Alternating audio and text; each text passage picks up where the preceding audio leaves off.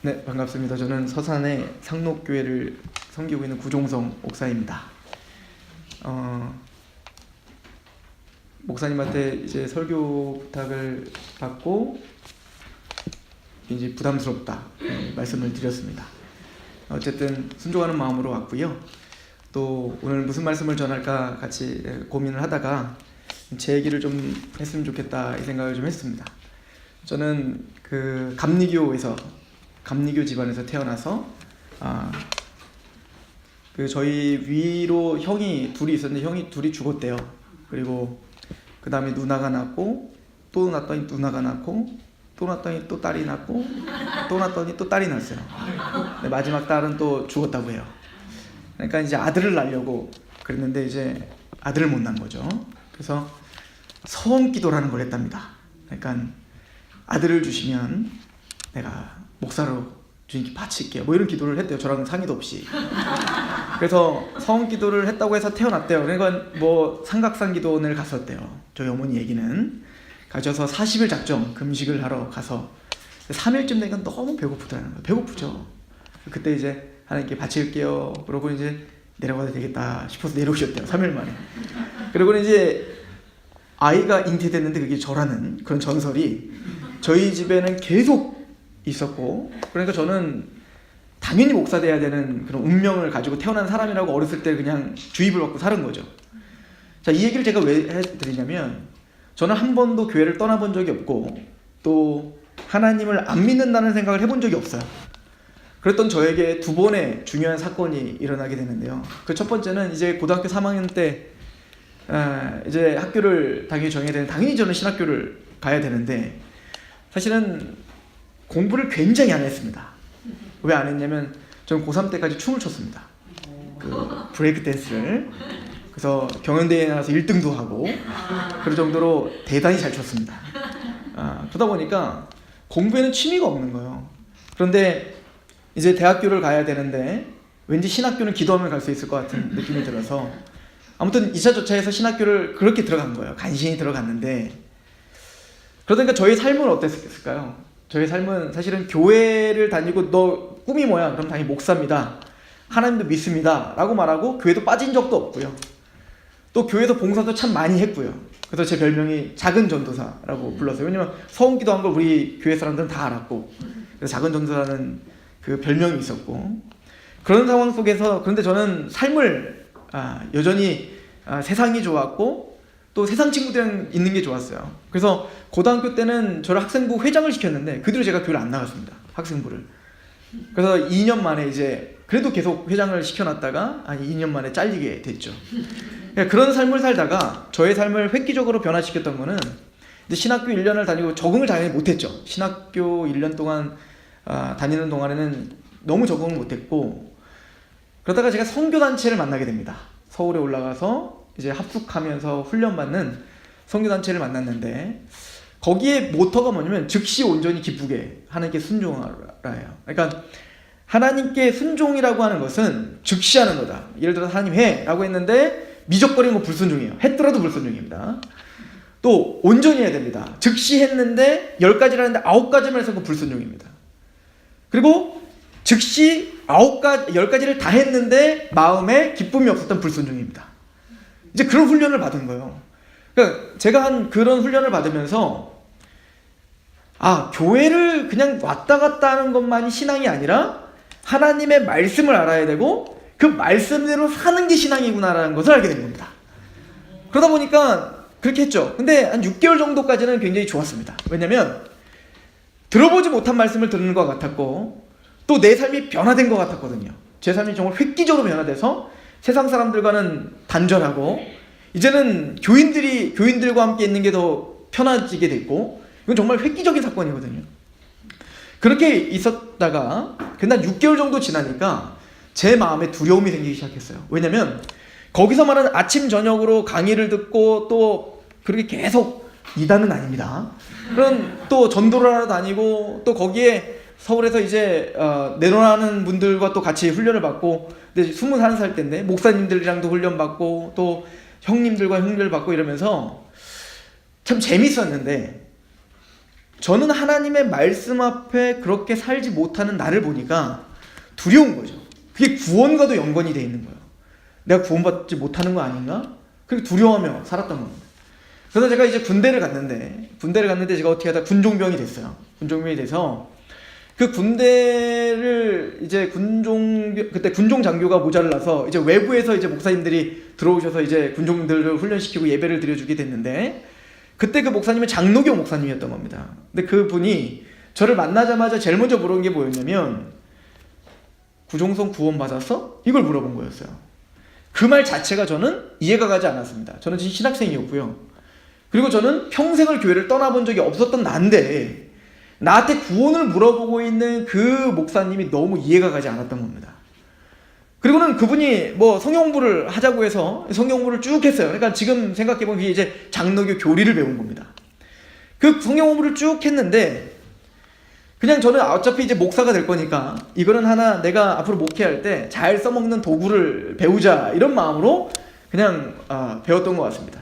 근데 그분은 계속 저한테 물어보는 거예요. 성경 공부를 열심히 하고 있는 나한테 너 진짜 구원 받았냐? 라고 이제 물어보는 겁니다. 그러니까 우리로 말하면 이제 구원의 확신이 있습니까? 뭐 이런 걸 물어봤겠죠. 믿음이 있습니까? 이런 걸 물어봤겠죠. 그래서 제가 그분한테 한 30분 동안을 제 간증을 얘기해 줬습니다. 내가 어떻게 태어났고, 아까 그 전설부터 시작해서 내가 얼마나 많은 기도 제목을 가지고 하나님께 열심으로 기도를 했고, 어떻게 기도 응답을 받았고, 내가 어떻게 열심을 냈고, 또 어떤 선교사 훈련을 받았고, 또 무엇을 해서 어떤 응답을 받았고, 이런 얘기들을 했어요. 근데 그분이 저한테 뭐라고 얘기했냐면, 그게 너의 구원과 뭔 상관이니? 라고 이야기를 해줬던 거죠. 너의 그 행함이나 너의 그런 헌신이나 그 좋은 거다, 유익한 거다. 그런데 과연 그게 구원과 뭔 상관이야? 라고 저한테 계속 얘기하는데, 그런데 저는 화가 나요. 이 사람 구원파인가? 그러니까 화가 났던 거죠. 그러다가 제가 저희 군종병들이 핸드폰을 갖고 있었습니다. 목사님의 명령으로 핸드폰을 다 갖고 있었는데 군대에서 이제 그걸 인가를 해줬어요. 그래서 이제 전화를 하고 있는데, 제가 그때 5년 동안 알고 있었던 아이가 있었어요. 여자아이가 있었는데 그 친구랑 이제 통화를 하는 겁니다. 그때 이제 군종병으로 같이 있었던 대대 군종들이 일주일에 한 번씩 모여서 연대에 모여서 성경 공부를 한 거거든요. 근데 그때 이 두 군종병은 이미 말씀 공부를 하면서 복음에 확 사로잡히게 된 겁니다. 근데 이 두 사람들은 저도 그런 줄 알고 그냥 같이 이렇게 교제를 했었던 거죠. 지금은 그분들이 저와 이제 동역자가 되어서 군대 제대한 다음에 한 달에 한 번씩 꼭 모여서 모임을 갖고, 지금은 인도네시아 총신을 나오셔서 목사 안수를 받고 지금 이제 인도네시아로 가 계신, 저희 교회가 후원하는 선교사님이 한 분은 되셨고, 한 분은 이스라엘에 지금 그 히브리 대학교에 가서 구약학을 지금 고대 공공을 연구하고 있는 학자가 되셨어요. 근데 그분들이랑 같이 이제 그 모임을 하는데 전화를 한 거죠. 이제 밖에 있는 아이와 전화 통화를 하는데, 이제 군대에서 이제 여자랑 통화하니까 그 통화 자체가 막 부럽잖아요. 그러니까 그 지금 이스라엘 와 있는 그 이영재 선교사가, 그때 이제 형제였죠. 전화를 확 뺏어서 전화 통화를 한 겁니다. 그래서 어쩌고저쩌고 해서 뭐 자매 이런 거예요. 근데 그 아이는 한 번도 교회를 나가본 적이 없는 아이였습니다. 저랑 알고 있었지만. 그러니까 이 아이는 교회 안 다니는, 우리 애들 형제 자매가 이게 굉장히 자연스럽지만 교회 한 번도 나가보지 않은 그런 사람들에게 자매님, 형제님 얼마나 이거 그렇겠냐고요. 그러니까 그 아이가 화가 난 거예요. 아니 왜 나보고 자꾸 자매 하냐, 이거 내가 무슨 피도 안 나는데 그런 걸 쓰지도 말라고 막 그랬더니, 그 형제는 거기서 충격을 받은 겁니다. 지금 같이 복음 가운데 같이 누리고 있고 같이 교제하고 있다고 생각했는데, 지금 이 형제가 5년 동안이나 알고 굉장히 제일 친한 아이라고 했는데 그 아이가 교회를 한 번도 나가보지 않은 거에 대한 충격을 받은 거예요, 이 형제는. 그래서 전화에다가 뭐라고 했냐면, 혹시 종성이 형제가 자매한테 교회 나가자 소리 한 적 한 번도 없어요? 없습니다 라고 했겠죠. 그럼 교회는 떠나고 예수님의 이야기, 하나님의 이야기, 성경 이야기 한 번도 한 적 없어요? 없습니다가 된 거예요. 그리고는 그 형제가 그 아이에게 이렇게 이야기를 했습니다. 그러면 종성 형제가 그 자매를 진짜 좋아하는 것도 아닙니다. 그러고는 전화기를 저에게 넘긴 거예요. 장난친 거겠죠? 근데 그때 그 이야기가 저에게는 충격이었던 겁니다. 왜 나는 하나님을 믿는다고 하면서도 내가 가장 친했고 어떻게 보면 가장 가까웠던 그 아이에게 한 번도 복음을 전해보지 못했지? 아니 왜 내가 교회를 나가자 소리도 한 번도 하지 못했지? 이런 생각이라는 걸 해보게 된 거죠. 그래서 제가 제일 가장 친했던 친구와 통화를, 그 아이는 초등학교 1학년 때 만난 거예요. 입학식 날 만나서 지금까지 친구입니다. 지금 주유소 사장으로 잘 살고 계세요. 근데 그 친구한테 그때 전화를 했습니다. 전화를 해서 야, 내가 하나만 좀 물어보래요. 너는 내가 진짜 하나님을 믿는 사람인 것 같니? 그랬더니 너 하나님 믿는 것 같아. 너 따라서 교회 가다 보면 너 막 기도하더라. 꼭 누구에게 있는 것처럼 막 기도하더라. 근데 만약에 네가 하나님도 안 믿고 기도하면 너 미친 사람이지. 또 하나는 너 목사님 된다며. 근데 네가 하나님도 안 믿고 목사 된다고 하면 너 사기꾼 된다는 거 아니냐. 그러니까 이런 정황들을 보면 너 하나님 믿는 사람인 것 같아. 그래? 내가 하나만 더 물어보자. 야, 그럼 내가 진짜 하나님을 믿어. 근데 하나님의 말씀, 내가 성경을 보니까 예수님을 믿으면 천국이고 아니면 지옥이래. 간단하게 말하면. 그런데 왜 내가 너를 진짜 좋아하고 내가 너를 진짜 왜 사랑하는데 왜 내가 너한테 한 번도 복음을 전하지 않았을까? 이거 불신자인 내 친구한테 제가 물어본 거예요. 야, 나는 너를 정말 사랑하는 거 같니? 내가 너를 진짜 좋아하는 거 같니? 그랬더니 그렇대요. 너가 친구가 아니면 누가 친구겠냐? 초등학교 1학년 때부터 친구인데. 그럼 내가 한번 물어보자. 그럼 내가 너한테 왜 진지하게 예수님에 대해서 너한테 얘기를 한 번도 못했을까? 그때 그 친구가 저를 배려해주면서 이렇게 이야기를 하더라고요. 야, 그거 괜히 친한 사이끼리, 이게 뭐 좋은 얘기도 아니고 정치 얘기, 종교 얘기 원래 안 하는 거야. 그러니까 친한 사이끼리 괜히 그 관계에 흐트러질까봐 나 배려해 주느냐고 그런 말을 하지 않았지. 그래서 내가 고맙다니까? 이렇게 이야기를 하는 겁니다. 그런 것 같아요. 그런데 더 이상 그것은 저에게 대답이 되지 않았던 겁니다. 양자택일을 해야 되겠더라고요. 왜냐면 이 아이가 만약에 시한부 인생을 산다고 제가 상상을 한번 해봤어요. 이 아이가 어떤 병이든 시한부 인생을 산다고 할 때 저는 그 아이를 생각할 때마다 슬플 것 같은 거예요. 그래서 그 아이의 병에 과연 이 우리나라에서 권위자는 누군지 인터넷으로 내가 치료해 줄 수는 없지만 적어도 어떻게 하면 이 아이가 병이 좀 호전될 수 있을까 관심을 가질 것 같은 거예요. 또 이 아이에게 무엇을 선물하고 무엇을 주면 이 아이가 병이라도 조금이라도 호전될 수 있을까? 아니, 그 진척이라도 조금 늦출 수 있을까라고 고민을 했을 것 같다고요. 그리고 하나님께 나와 기도할 때 그 아이의 이름을 항상 부르면서 기도할 수 있을 것 같았어요. 그런데 이 아이가 단순히 생명이 없어지는 게 아니라 영원한 파멸로 가는 게 지옥이라면, 영원한 그 파멸 가운데, 영원한 사명 가운데 들어가는 게 지옥이라면 왜 나는 그걸 정말 믿는다고 하면서 왜 이 아이를 생각하면서 아무런 내 마음의 감격이나 또 이 아이들의 안타까움이나 이 아이에 대한 그런 마음이 전혀 없는 거지? 이건 제 개인적인 시험의 단계였던 겁니다. 이것이 다 똑같이 시험의 단계는 아니지만 적어도 저에게는 그것은 심각하게 저의 믿음을 물어볼 수 있는 좋은 기회가 됐습니다. 하나님의 뜻대로 하는 근심, 후회는 후회할 것이 없습니다. 생명에 이르는 회개를 이루느니라. 그 사도 바울의 말처럼 저는 그런 근심이라는 걸 한번 해보게 된 것 같습니다. 내가 진짜 하나님을 믿고 있는 건가? 그리고 고린도후서 13장 5절의 말씀이 이제는 하나님의 말씀이 제 마음 가운데 저에게 물어보고 있는 것 같더라고요. 너희가 믿음에 있는가 스스로 시험하고 확증하라. 예수 그리스도가 너희 안에 거하시느냐?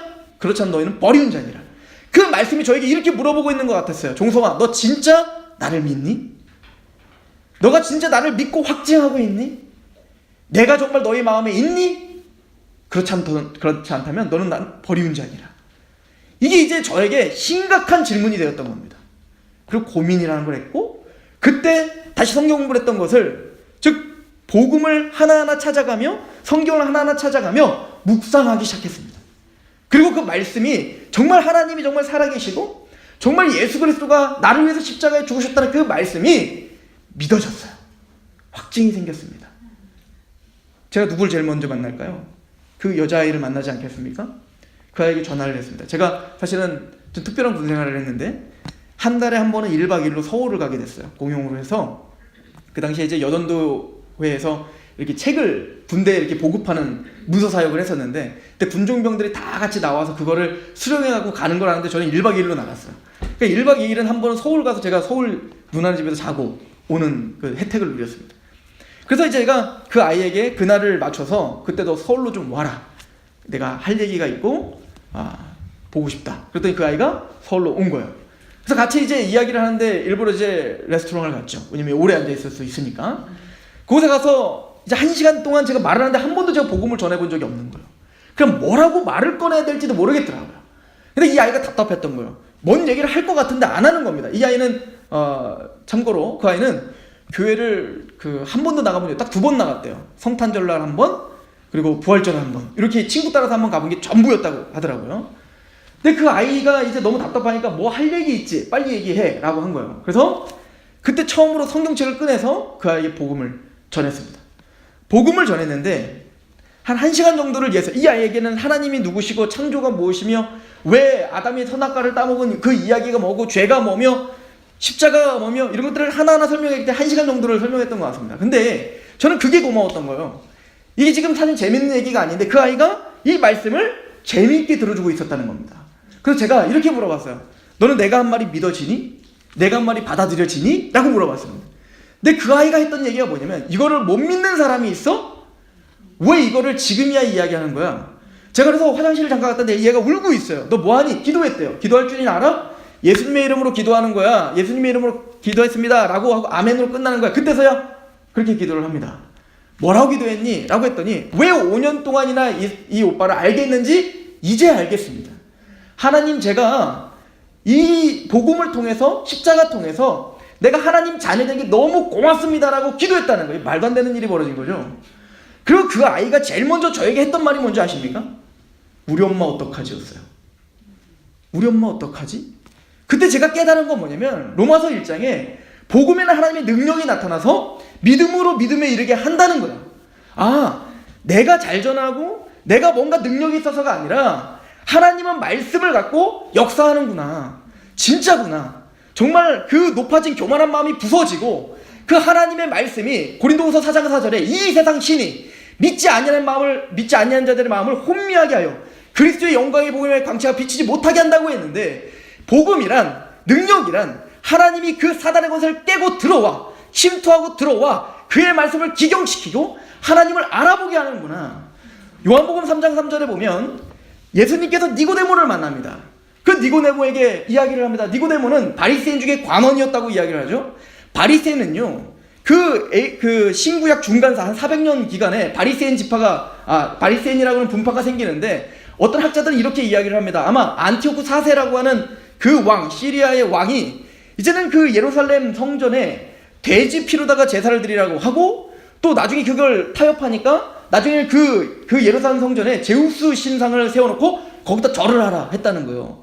그러니까 이것을 목숨을 걸고 지켜내야 되지 않겠습니까? 율법을. 그런데 많은 정치인, 이 제사장들과 그 지도자들이 거기 다 타협한 거죠.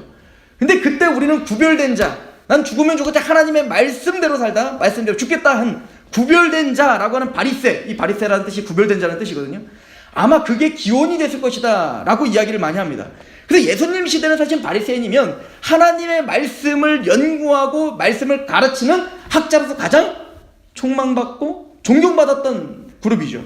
그러나 그 바리새인들이 예수님께 독사의 자식이라고 칭함을 받았던 이유는 외식이었고, 또 그 구약의 성취 예수님을 믿지 않았던 거 아니겠습니까? 그런데 그 니고데모는 진중하게 예수님의 가르침을 본 겁니다.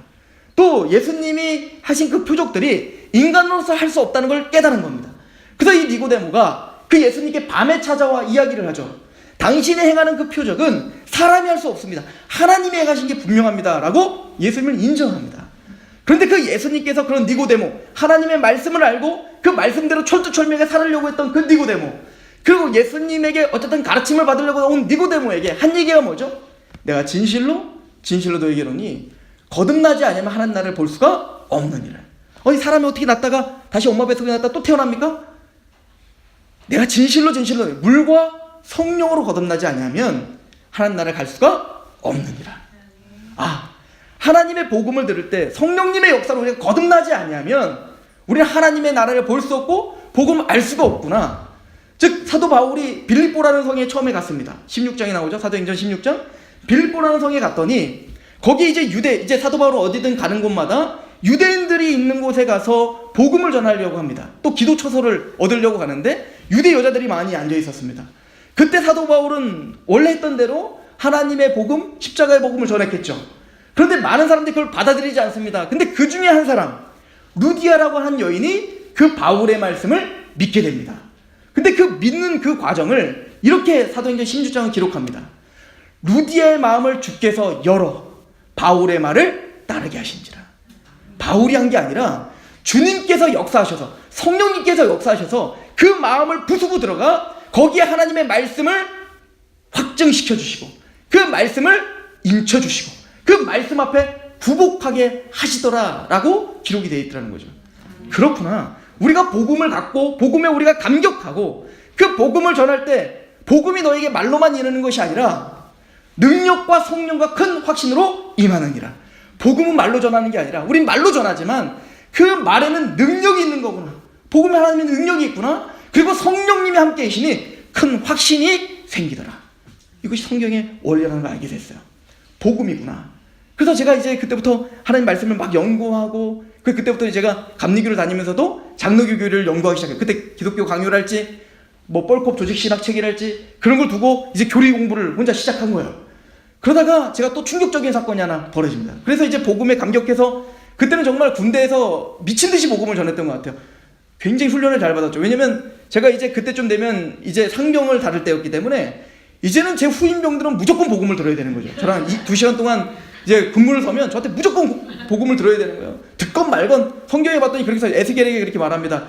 야, 네가 지금 전파해야 될 그 사람이 만약에 네가 복음을 전하지. 그런데 그 사람들은 안 들을 거다. 이렇게 말해요. 화강석 같다 이런 거예요. 아무리 들어도 걔네들이 마음은 단단해서 듣지 않을 거예요. 근데 왜 보내시냐고요. 근데 하나님 뭐라고 하죠? 그럼 우리에게는 에스겔에 이래야 될 거 아니에요. 야, 걔네들이 마음이 굳었으니까 너에게 망치를 줄게. 가서 그 마음을 부셔버렸으면 망치 줄게. 이렇게 말하지 않고 내가 네 머리를 금강석같이 해주마. 이 얘기인 거예요. 무슨 얘기입니까?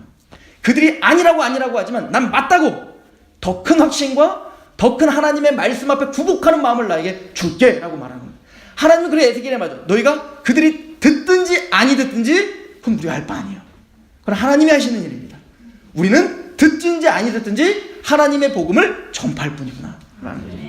그래서 복음을 듣고 있는데 하루는 이제 그 한 소대장이 저한테 와서 야, 신병이 왔는데 그 신병 네가 좀 상담 좀 해줘야겠어. 아, 목사님 왜 소대장님 제가 왜 상담을 합니까? 장교가 하셔야지. 그랬더니 이거는 영적인 문제인 것 같아요. 왜? 그랬더니 한쪽엔 죽어라 한대. 한쪽엔 살아라 한다는 거예요. 그래서 저도 무섭죠. 저도 무서운데요. 그랬더니 데려왔어요. 2등병짜리인데 그때 그 아이가 그러니까 군대를 좀 일찍 들어온 2등병이었어요. 그러니까 19살 정도 된 것 같아요. 근데 군대가 온 겁니다. 그 아이가 알고 봤더니 안상홍 증인의 하나님의 교회 성도였던 겁니다. 이단을 전 처음 만난 거예요.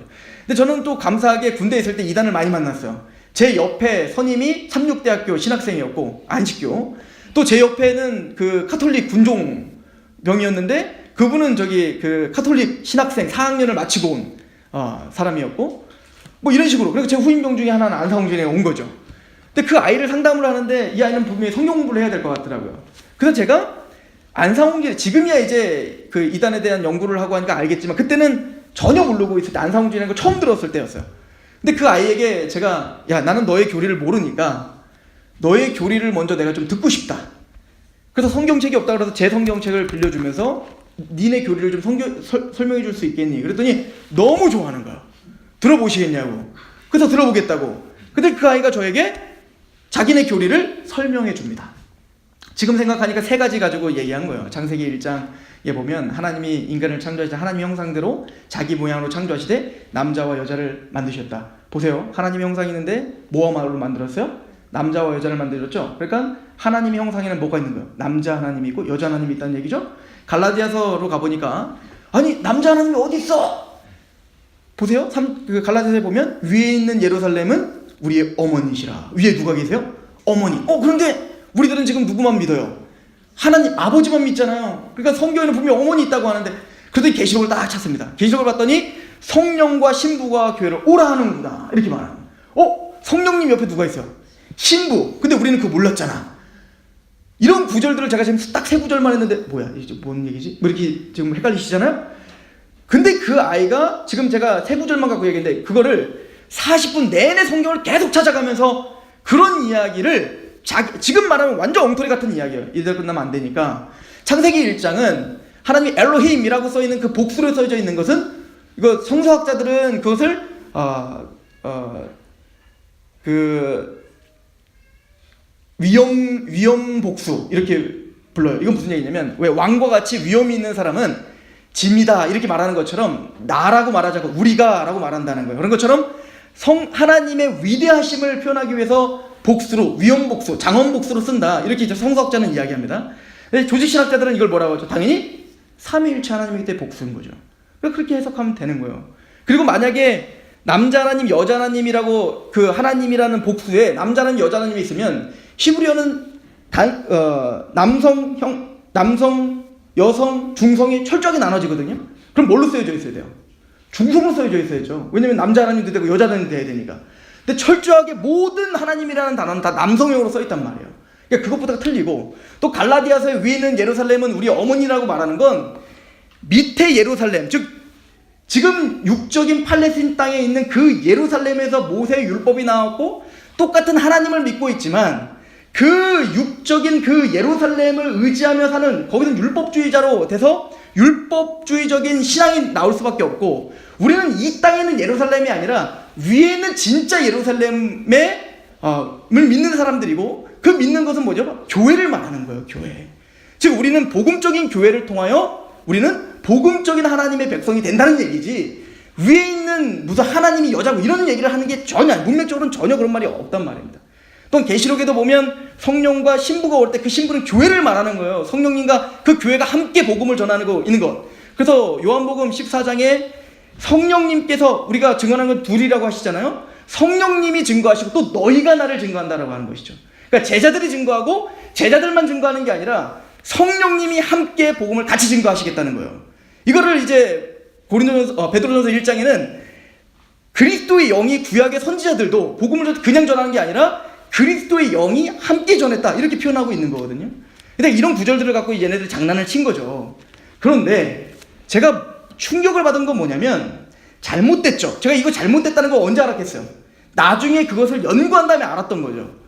그런데 충격이었던 건 그 아이가 적어도 자기가 믿고 있는 거, 잘못된 거지만 자기가 믿고 있는 것을 성경을 펴놓고 이야기를 하더라는 거예요.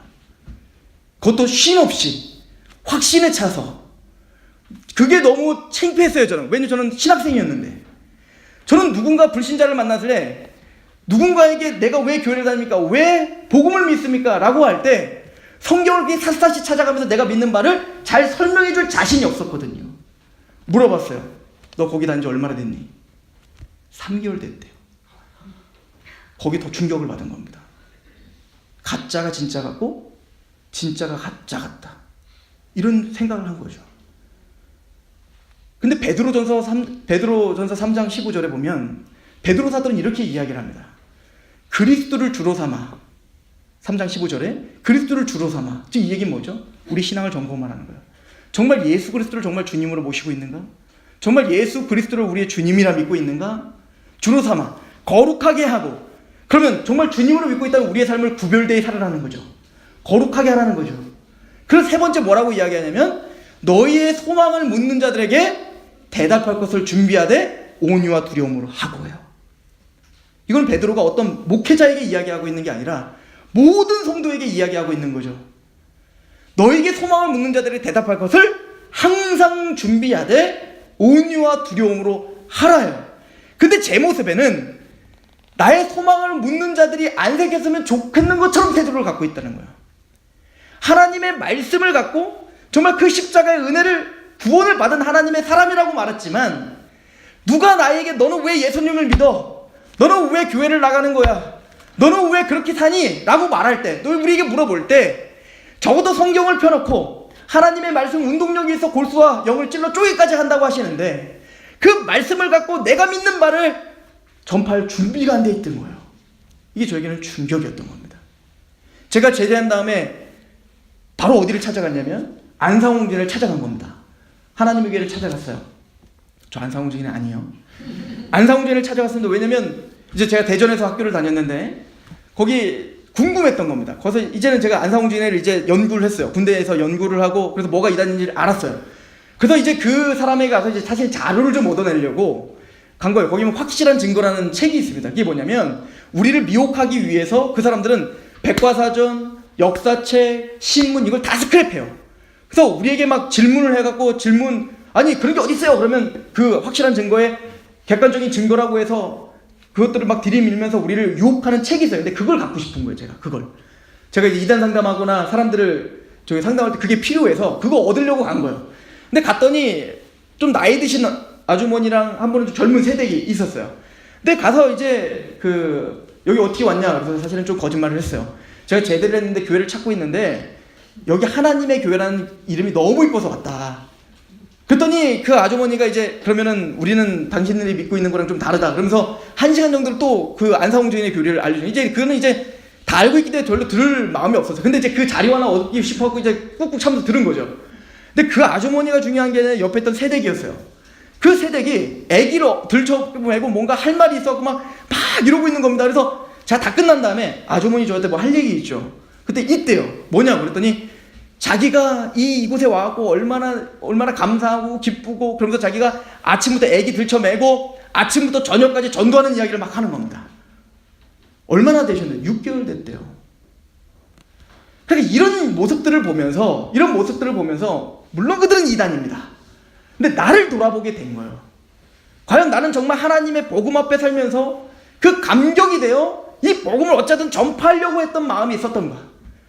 또한 그 말씀을 어쨌든 이게 정말 영광스러운 것이라고 내가 하나님을 영화롭게 하려는 마음이 있었던가? 이것을 제가 고민해보게 됐다는 얘기입니다. 저는 오늘 로마서 12장 말씀을 가지고 왔습니다. 로마서 1장에는 이제 로마서를 내가 왜 기록하는지를 이야기하고 있습니다. 로마서 1장에 기록을 하기를 나는 너희에게 신령한 은사를 나눠주어 피차 안양을 받으려 한다. 그 신령한 은사를 복음을 이야기하는 거예요. 내가 너희들에게 이제 복음을 말하려고 한다. 이 로마서 1장 16절 17절에는 복음은 하나님 능력이 나타나서 믿음에서 믿음에 이르게 한다. 그래서 모든 믿는 자에게 능력이 되는 말씀이다. 그리고 오직 의인은 믿음으로 말미암아 살리라. 이렇게 말합니다. 이걸 신학자들은 이걸 두 가지로 이야기를 합니다. 두 가지 다 해석이 가능하다고 이야기를 합니다. 하나는 오직 의인은 믿음으로 말미암아 산다라고 하는 말을 신약에 3번 나와요. 로마서에 나오고 히브리서에 나오고 갈라디아에서 나와요. 그리고 그 원래 원 텍스트는 하바국입니다. 근데 그곳에 보면 이것을 갈라디아서는 믿음으로 산다는 것을 문맥적으로 보면 우리가 율법이 아니라 믿음으로 말미암아 영생을 얻고 믿음으로 말미암아 생명을 얻는다는 것을 강조합니다. 근데 히브리서 텍스트를 문맥적으로 보면 그 믿음은 실제적으로 우리를 살게 한다라고 합니다. 그럼 로마서는 뭘 말하는 거? 두 가지 다를 말한다라고 모든 신학자들은 이야기합니다. 무슨 얘기냐면 우리가 오직 의인이 되죠. 믿음으로 말미암아 의인된 하나님의 백성들은 믿음으로 말미암아 사는 거예요. 어떻게 해요? 그 믿음으로 영원한 생명을 얻는 거고요. 율법이 아니라 행함이 아니라 오직 믿음으로 우리가 예수 그리스도의 십자가의 은혜로 우리는 영생을 얻는 겁니다. 뿐만 아니라 그 믿음이 우리의 삶을 주장한다는 거예요. 그래서 로마서는 이 두 가지 이야기를 앞으로 해나갈 겁니다. 그래서 로마서 1장부터 3장까지는 3장 20절까지 죄에 대한 이야기를 길게 하죠. 유대인은 죄인이요 이방인은 죄인이요 모든 백성들 온 인류는 죄인이라는 이야기인 거예요. 우리는 모두 다 죄인이라는 거예요. 그래서 우리는 모두 다 하나님의 심판대 앞에 서서 모두 정죄받기 합당한 죄인이다. 율법으로는 의롭다함을 받을 사람이 없을 때 오직 율법은 죄를 깨닫게 하려 합니다. 그러므로 로마서 3장까지 달려오면서 우리 모두가 얼마나 죄인인지를 드러내주는 겁니다. 그리고는 우리가 다 맞습니다. 나는 죄인입니다. 여러분들 마태복음을 보시겠습니까? 마태복음을 보면 예수님께서 공생애를 하시면서 이제 바리새인과 서기관들의 그 율법주의와 교만들을 부셔버리지 않습니까? 그럴 때 그 바리새인과 서기관들의 대항마로 누구와 함께 있냐면 병든 자들, 귀신 들린 자들, 고아와 과부와 아이들 이런 사람들과 같이 있단 말입니다. 이건 굉장히 중요한 상징적 의미가 있죠. 즉 나는 영적 파산에 나는 영적인 병이 들었습니다. 나는 스스로 헤어나올 수 없는 병이 들었습니다. 나는 어린아이처럼 하나님이 아니라면 나는 아무것도 의지할 수 없는 자입니다. 라고 하는 게 어린아이와 같은 자들 아닙니까? 그래서 그 장로의 전통에 대한 이야기를 하면서 그들을 책망하면서 바로 누구 이야기로 넘어가냐면 가나안 여인 이야기로 넘어갑니다. 여기서 가나안 여인 이야기가 뭐예요? 그 가나안 이방 여인이 예수님께 와서 이렇게 말하죠. 주님, 우리 딸 좀 고쳐주십시오. 근데 예수님답지 않게 이야기합니다. 뭐라고 하죠? 그래 이래야 되는데 원래 예수님이라면 예수님 뭐라고 말하냐면 나는 개와 같은 자들에게 복음 전하러 오지 않았다 이거예요. 이방 사람들 더럽다 이거죠. 예수님답지 않잖아요. 근데 사실은 이것은 예수님이 그 당시에 바리새인과 서기관들이 그걸 보고 있었단 말입니다. 바리새인과 서기관들에게 뭔가 하실 말씀이 있는 거예요. 어떤 말씀이죠? 죽은 개와 같은 너에게는 나는 떡을 주러 오지 않았다. 그랬더니 그 여인이 뭐라고 이야기하냐면 개들도 주인의 상에서 떨어지는 부스러기로도 먹습니다. 맞습니다. 나는 죽은 개와 같습니다. 그러나 죽은 개에게도 부스러기를 주십시오. 무슨 얘기죠? 난 죄인입니다. 나는 처절합니다. 나는 하나님의 은혜를 받을 자격이 없는 자입니다. 나는 죽어마땅한 자입니다. 라고 인정한 겁니다. 그때 말합니다.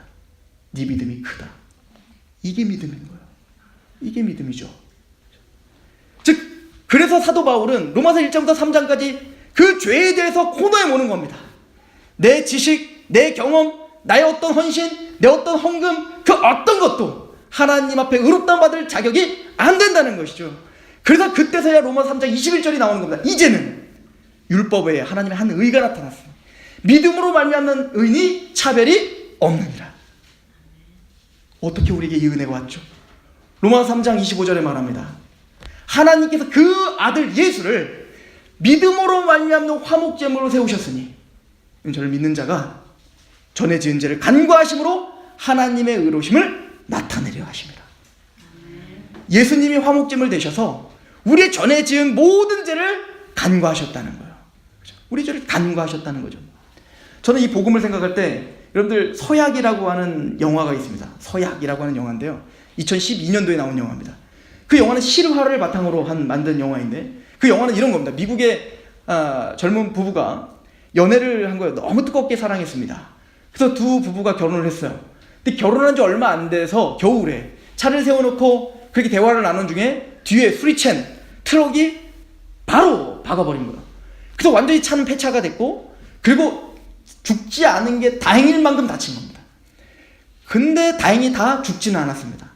그래서 남편도 빨리 회복이 됐습니다. 근데 문제는 아내가 기억상실증에 걸린 거예요. 근데 그 기억상실증이 단기 기억상실증, 한 부분만 기억이 상실되는 겁니다. 근데 그게 이 남자를 만나기 전으로 돌아간 거예요, 기억이. 그러니까 딱 깨어나자마자 그 남편이 다른 사람이 된 거죠. 아니, 당신 누구냐 이거예요. 난 당신 모른다 이거예요. 아무리 결혼한 사진을 갖다 들이대고 우리는 혼인했다고 이야기하고 아무리 설명을 해도 못 믿겠다는 겁니다. 당신을 사랑할 수 없다는 겁니다. 거짓말이라는 거예요. 믿을 수 없다는 겁니다. 그게 혹시 사실이라도 나는 마음이 당신에게 가 있지 않다는 거예요. 더 문제는 기억상실증 걸릴 돌아간 그때, 그러니까 이 남자를 만나기 전에 한 남자를 만났었던 겁니다. 근데 그 남자는 굉장히 나쁜 사람이었어. 근데 그 남자를 사랑하는 마음만 남아있는 거예요. 미칠 노릇이죠. 그러니까 이 여자는 누구에게 가는 거예요? 그 남자에게 가는 거예요. 근데 그 남자는 또 이 여자를 이용하려고 하는 겁니다. 이 남편이 그걸 보고 얼마나 미쳐 팔짝 뛸 노릇입니까? 그래서 아무리 설득하고 아무리 뭐라고 해도 이 여자는 유지부동이에요. 어떻게 했을까요? 이 남자가 결단을 합니다. 처음부터 다시 시작하자. 내가 처음에 이 여자를 만났을 때, 또 내가 이 여자를 처음 선물했을 때, 이 여자에게 내가 구원했을 때 그때로 돌아가자. 맞다. 이 여자는 지금 나를 사랑하지 않는다. 이 여자는 나를 모른다. 나는 이 여자를 너무너무 사랑하지만 이 여자는 나를 모른다고 하니 처음부터 내가 다시 설득한다. 그리고 그때부터 매일 집 앞에 와서 사랑을 구애하고 또 원래 연애했을 때 했던 그 모든 것들을 다 하는 겁니다. 이 여자는 처음에 싫은 겁니다. 그래도 싫다고, 집착하지 말라고.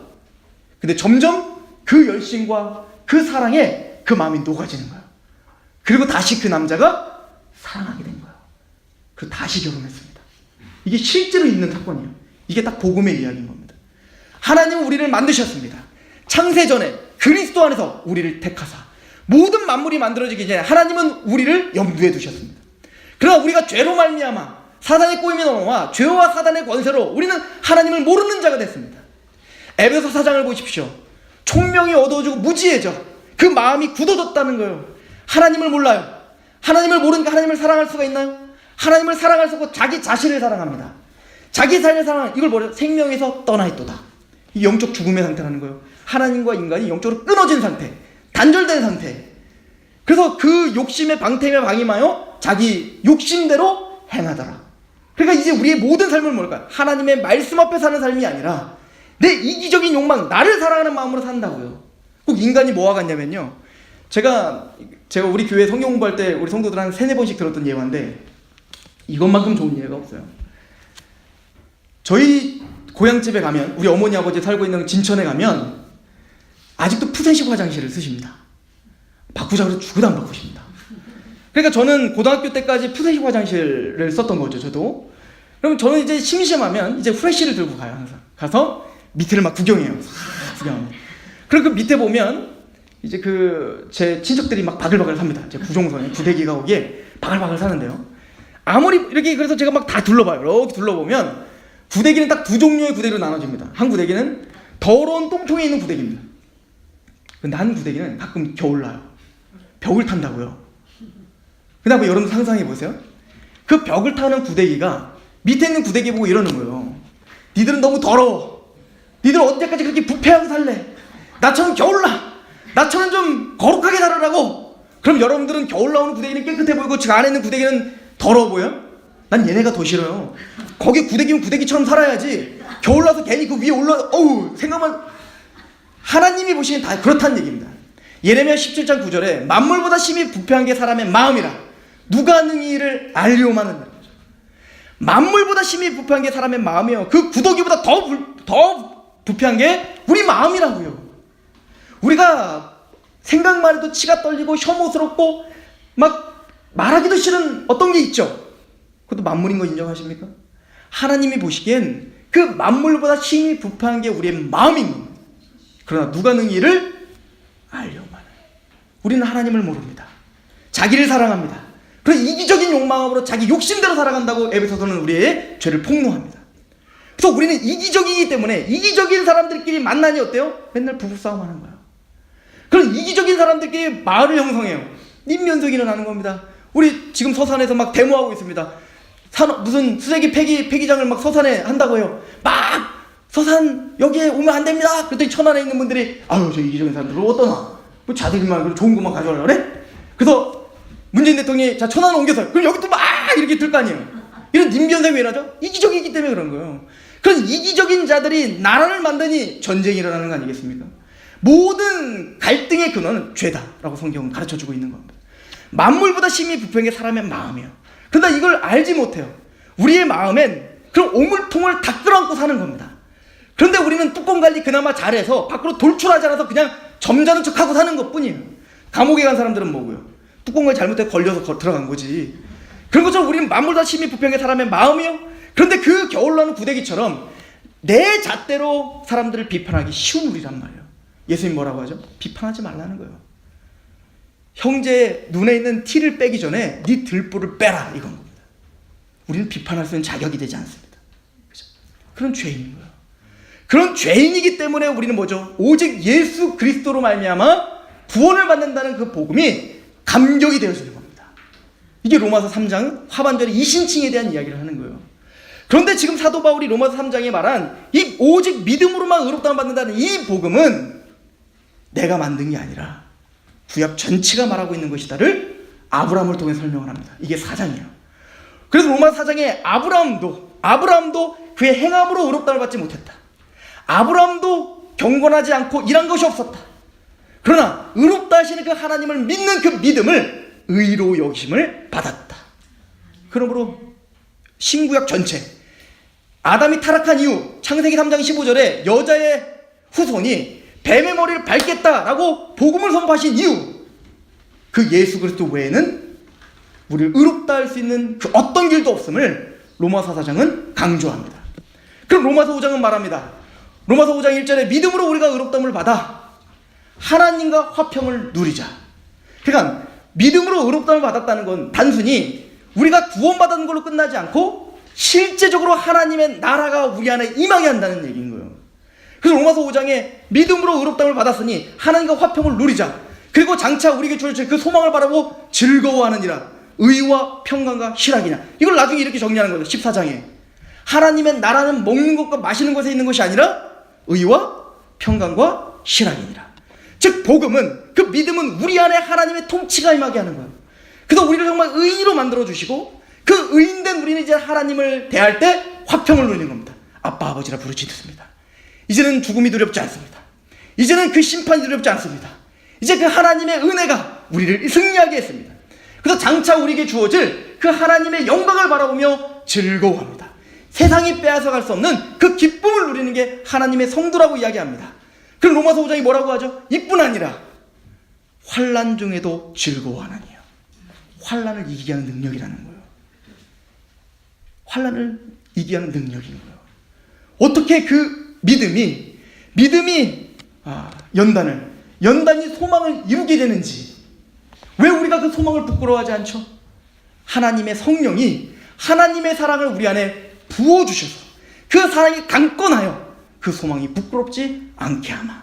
너희가 하나님의 성전인 것과 하나님의 성령이 너희 안에 거하시니 알지 못하느뇨?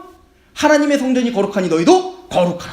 그 성령님이 니고데모에게 물과 성령으로 거듭나게 한 것처럼, 예수님께서 사도행전 10장 11장에 가면 그 베드로가 고넬료라고 하는 집에 가서 복음을 전하는 이야기가 나옵니다. 그때 고넬료가 이방인이지 않습니까? 근데 그 고넬료가 베드로를 청하여 구원 얻을 말씀을 들으라 하신 하나님의 천사의 음성을 듣습니다. 그래서 그 베드로를 청합니다. 그래서 사도행전 10장 11장에 어떤 내용이 나오냐면, 베드로가 그에게 구원 얻을 말씀, 복음을 전합니다. 그랬더니 거기에 우리가 믿을 때 주신 성령이 임하시더라. 복음을 전할 때 누가 임하시더라? 성령이 임하시더라. 그리고 그들이 온 집안이 예수를 믿는 역사가 일어나 세례를 준 겁니다. 그리고 내가 생각하기를, 베드로가 깨닫기를, 세례 요한은 물로 세례를 베풀었으나 몇 날이 못 가 예수 그리스도는 성령으로 세례를 주리라 한 말이 생각나노라. 이게 성령 세례인 거예요. 복음을 들을 때 성령님이 우리 마음을 여셔서 복음이 믿어져. 로마서 6장에서 뭐라고 하냐면, 왜 그러면 로마서 5장에 우리가 그렇게 환난 중에 즐거워할 수 있는 능력이 있는가? 믿음이란 지적인 동의가 아니라 로마서 6장에 세례이기 때문이다. 세례. 영적 세례란 뭐냐면, 예수님이 십자가에 죽었을 때 나도 함께 죽었습니다. 나. 예수님이 부활했을 때 나도 그 연합과 이제는 하나님을 향하여 산 자가 됐습니다. 신비한 연합 가운데 예수님의 죽음이 내 죽음이요, 예수님이 산 자가, 예수님의 부활이 바로 내 부활임을 믿는 것. 실제적으로 그 예수님의 십자가 부활이 내 사건이 된 것. 그러므로 6장은 뭐라고 하죠? 한번 보십시오. 로마서 6장을 한번 가보겠습니다.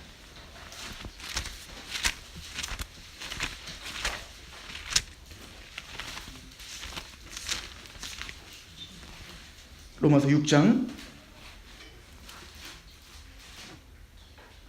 15절입니다. 우리 3절부터 보면요, 무릇 그리스도 예수와 합하여 세례를 받은 우리는 그의 죽으심과 합하여 세례를 받은 줄 알지 못하느냐? 그러므로 우리가 그의 죽으심과 합하여 세례를 받음으로 그와 함께 장사되었나니, 이는 아버지의 영광으로 말미암아 그리스도를 죽은 자 가운데서 살리심과 같이 우리를 또한 새 생명 가운데 행하게 하려 함이라. 우리는 이미 죽었습니다. 이걸 갈라디아서 2장 20절은 뭐라고 말하죠? 내가 이제 육체 가운데 사는 것은 내가 사는 것이 아니요, 나를 사랑하사 나를 위하여 죽으신 예수 그리스도를 위하여 사는 거예요. 이게 우리의 고백이 된 겁니다. 이걸 고린도 교회에게 사도 바울은 뭐라고 말했죠? 나는 하나님의 사랑에 강권하여 내가 산다.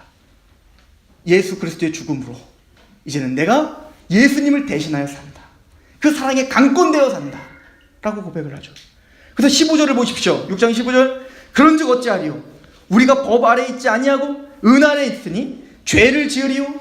그럴 수 없느니라. 맞습니다. 우리는 믿음으로 구원받는 거지 우리 행함으로 구원받는 게 아닙니다. 우리는 우리의 일점의 어떤 헌신과 희생과 어떤 것으로도 하나님의 생명을 만들어낼 수가 없습니다. 이게 사실인 거예요. 여러분들, 우리는 은혜로 받죠. 한번 생각해 보십시오. 하나님이 왜 우리에게 구원을 은혜로 주실까요? 왜 공짜로 주실까요? 값어치가 없어서? 아니에요. 하나님은요, 우리가 스스로 만들어낼 수 없는데 우리에게 반드시 필요한 건 은혜로 주실 수밖에 없습니다. 여러분들, 공기, 물, 피 한 방울 우리가 만들어낼 수 없어요. 근데 만약에 하나님이 율법을 다 지켜야 피를 주고, 율법을 다 지켜야 하나님이 공기를 주고, 율법을 다 지켜야 하나님이 태양을 준다면 우리는 다 죽는 겁니다.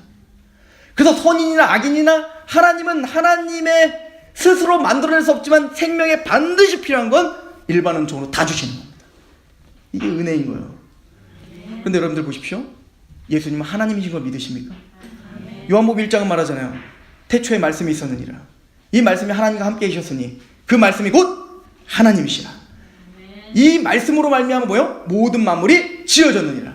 골로새서 1장도 말하죠. 그는 우리의 모든 근본이시고 그를 위하여 창조됐고 그로 말미암아 창조되었느니라. 예수님은 창조자입니다. 태양을 만들었고요, 해를 만들었고요, 피를 만들었다고요. 우리의 인생에 가장 필요한 걸 은혜로 베풀어 주신 분이 바로 예수입니다. 근데 그 창조자이신 예수님이 십자가에 죽어야지만이 만들어지는 구원이요, 그걸 우리가 만들 수 있다고요.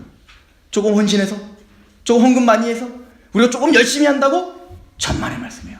그 어떤 것도 하나님의 은혜를 만들어낼 수가 없는 거예요. 그래서 하나님은 우리에게 은혜로 값없이 선물로 구원을 주실 수밖에 없는 거예요. 그러면 은혜를 더하기 위하여 죄에 거하겠느냐? 그럴 수 없느니라요. 진짜 그 은혜를 아는 사람이라면, 십자가의 은혜를 아는 사람이라면 은혜를 거하기 위해서 내가 마음대로 살아도 되겠네? 왜 구원에서 떨어지지 않으니까? 아니요. 은혜에 거하기 위하여 죄에 거하겠느냐? 그럴 수 없느니라. 로마서 7장으로 넘어갑니다.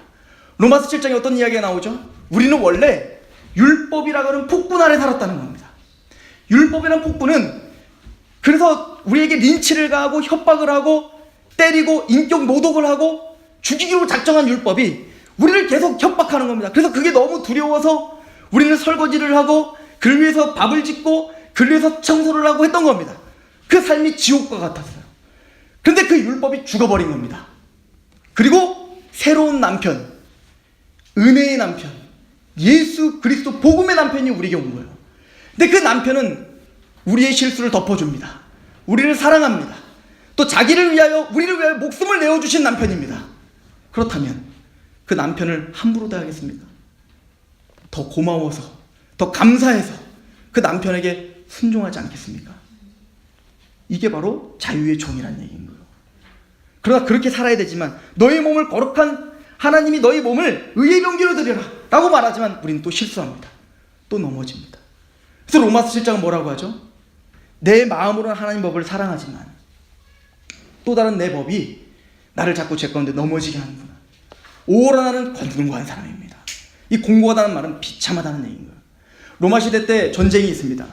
전쟁을 하면 이제 로마의 그 포로들을 다 끌고 가잖아요. 근데 이제 다 끌고 갈 수가 없어요. 거의 죽이는데 죽일 때 어떻게 하죠? 막 죽인 다음에 이제 확 태우는 거예요. 시체를 확 태우면 나중에 불이 이제 꺼져버리죠. 다 타지 않았는데. 그럼 어떻게 될까요? 거기에 죽은 시체에 막 구더기가 바글바글하고 썩어가고 막 처참할 거 아닙니까?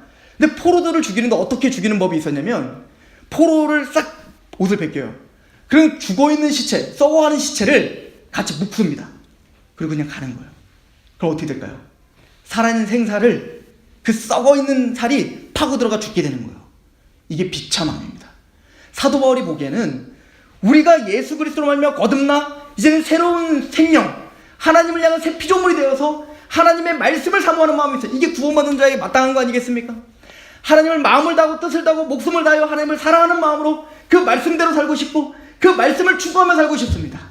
그런데 내 안에 또 다른 법이 나를 또 넘어지게 하고 또 쓰러지게 하고 연약하게 넘어지는 거예요. 이게 꼭 그 죽어있는 살이 이 생사를 파고 들어가는 것 같은 비참한 모습과 같다는 겁니다. 그래서 구원받은 사람은 회개할 수밖에 없는 거예요.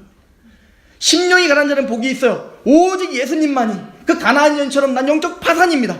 심령이 가난한 마음으로 예수님만이 우리의 구원입니다 라고 붙잡으면 그 다음이 뭐죠? 애통하는 거예요. 왜요? 내 죄가 이제 미워지기 시작하는 겁니다. 하나님을 얼마나 아프게 할까? 나는 말씀대로 살고 싶은데 그러지 않는 나를 바라보며 하나님께 죄송스러운 거예요. 회개하지 않겠습니까?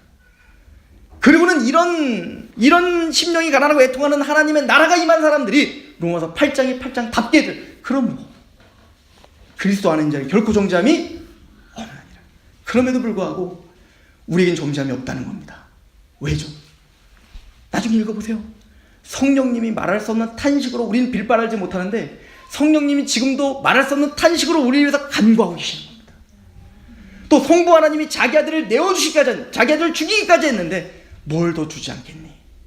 또 성자 예수님께서 우리를 위해서 십자가에 죽으시고 부활하시고 지금 하나님 우편에서 우리를 위해서 친히 간구하고 계시는데 성부와 성자와 성령 하나님이 우리를 지금 이렇게 보호하시는데 그러므로 높음이나 깊음이나 그 어떤 피조물도 그리스도의 사랑에서 끊을 수 없느니라.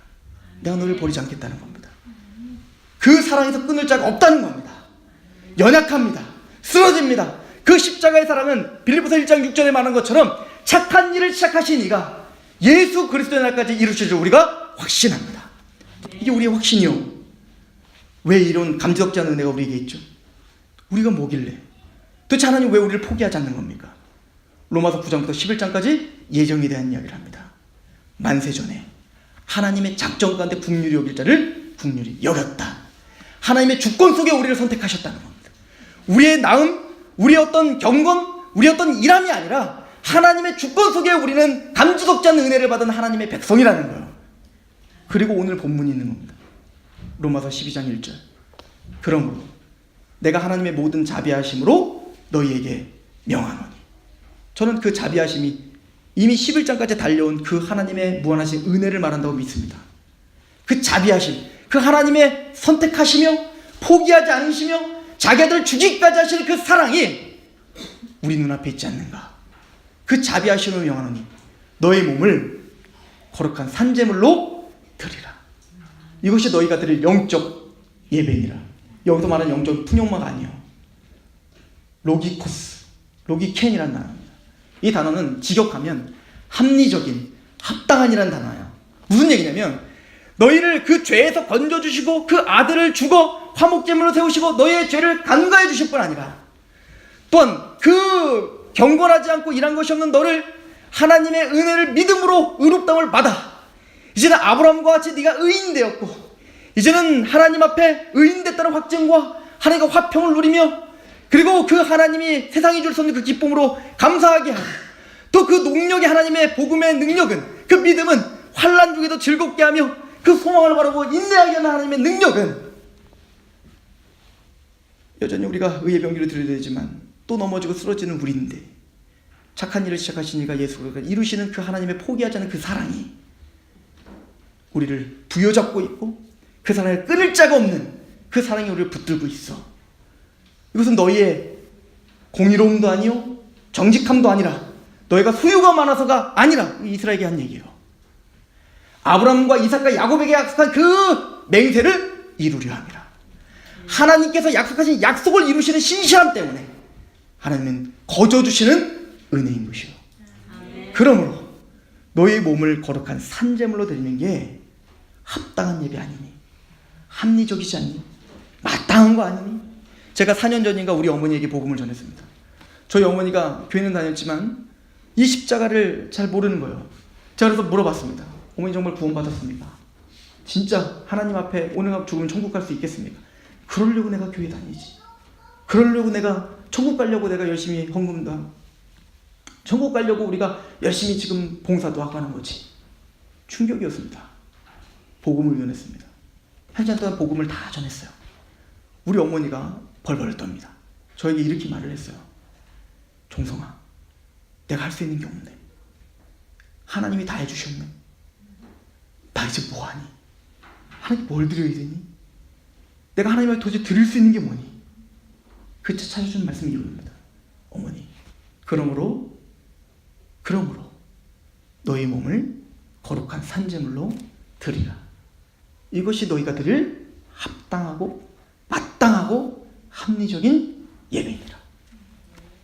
그 마음이 우리를 헌신하게 하고 그 마음이 우리를 예배하게 하고 그 마음이 여러분들을 사로잡아 그 사랑이 강권하여 모이기를 힘쓰고 서로 위안을 삼고 그 복음 때문에 같이 감격하고 그것 때문에 빌립보서 말하자면 한 마음과 한 뜻이 되어 함께 고난에 동참하고 그것 때문에 세상 사람의 칭송을 받아 날마다 구원받는 자들이 늘어났던 초대교회처럼 저는 서산에서 그 싸움을 할 테니 천안에서 이 은혜교회가 그 싸움에 승리하는 승전보가 그리고 그것으로 말미암아 함께 교제하며 기뻐하는 그 놀라운 역사가 반드시 있기를 기도하겠습니다.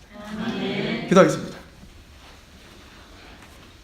하나님 아버지, 비천한 종이 그 하나님이 무한하시고 영광스러운 복음을 어찌 담아낼 수 있겠습니까? 잘못 전한 것이 있다면 지워주시고 하나님의 복음만 영화롭게 되게 하시옵소서. 아멘. 십자가의 은혜를 알고 그 십자가에 감격하여 예배하며 그 십자가 때문에 모여 한마음이 되어 교제하고 세상이 능히 감당하지 못하는 믿음의 사람이요 환난 중에도 즐거워할 수 있는 하나님의 백성들이 여기 있사오니 하나님 이 교회를 붙들어 주옵소서. 아멘. 이 교회가 가는 그 길마다 특별히 그 중심의 남전도회가 가는 그 길마다 십자가가 영화롭게 되는 또 거룩한 하나님의 나라가 확장되는 놀라운 역사가 일어나게 하옵소서. 예수 그리스도의 이름으로 감사하며 기도합니다.